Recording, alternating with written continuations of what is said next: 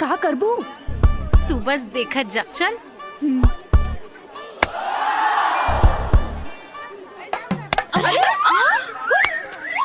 का रे, औरतन के हल्का में आकत आ रहा तू लोग। तोहनी जैसन बदतमीज मर्द की वजह से औरत लोग सुकून से मार्केट में भी ना घूम सकेले।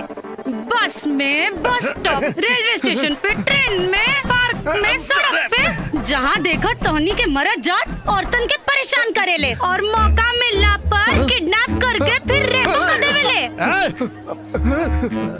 हमनी के तो के रेपिस लागत नहीं। अरे तो के तो अरे रुक जा। का भइल? ये इतना डांट रहल बाड़ू? का भइला मतलब? अरे एकनी के तोहनी के पिछवाड़ा पर मरले हो। हमनी के पिछवाड़ा पे? ना तो। अरे हम अपना आँख से देख ले बानी। अच्छा तमाने मरनी हम उनकरा पिछवाड़ा पे, बाबा तहार पिछवाड़ा। तोरा के मैडम ई हमनी के पिछवाड़ा पे कुछ न कैलस। तू काहे बे मतलब के हल्ला कर रहल बाड़ू? जायदा ना, चेहरा तो देखा कितना सीधा है। ए जा कुछ नहीं के भइल। जा लोग जाके अपन काम करा। सुनला ना, जा चलो जा। एक्सक्यूज मी मैम, इनका टच कैला तो तहरा के क्या प्रॉब्लम हो गई? एकरा के टच ना किलस ना, ऐसे प्रॉब्लम हो रहल है। ओ मैडम, केहू के टच करे के खातिर फेस अच्छा होवे के चाहिए और बेस अच्छा होवे के चाहिए। अगर तोनी के हमनी के फेस पसंद है तो हमनी के घर बगले में है। चलो। अरे ना हम चाय ना पीला, हम बहुत गैस होला। अरे एसिडिटी है भाई, भाग रे।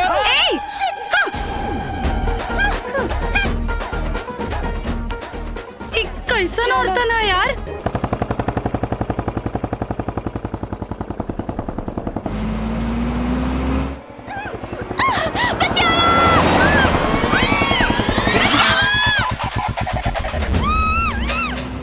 देख बीरू, हमरा के तो कुछ गड़बड़ लगा था भाई। अरे जय का गड़बड़ है? ई सब तो रोज के काम हो गई। तू गाड़ी चलावा।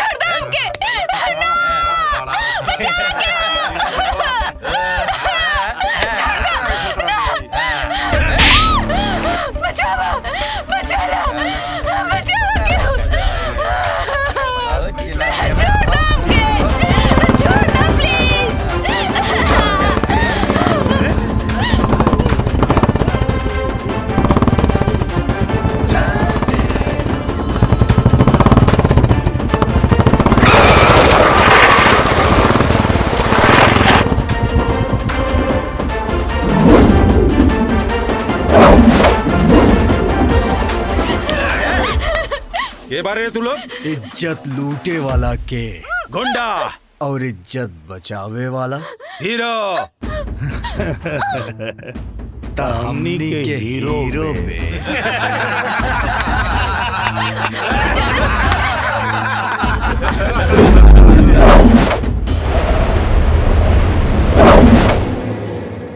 लड़की के लेके आ रहे।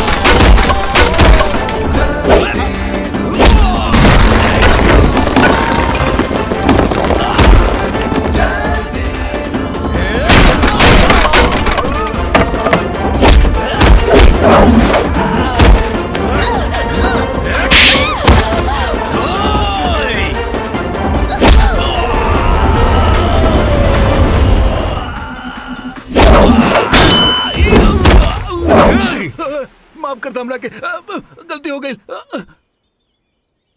जाता नहीं।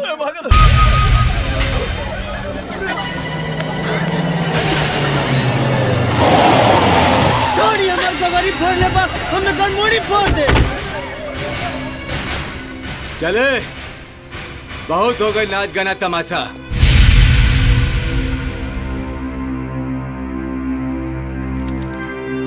ई बार सरकारी नोटिस लेके आयल बानी बस्ती खाली करावे खातिर।